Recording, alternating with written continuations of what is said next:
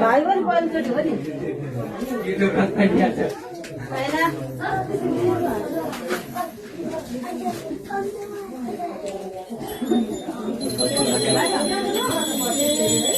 line आएकोले होला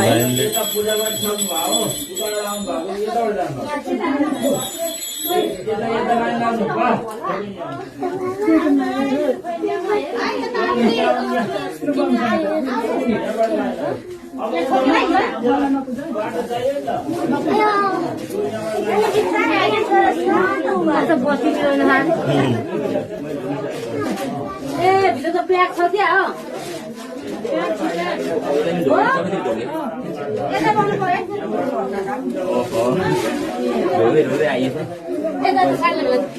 यता उरो है एकछिन बस्नु छ होला खाली भनेर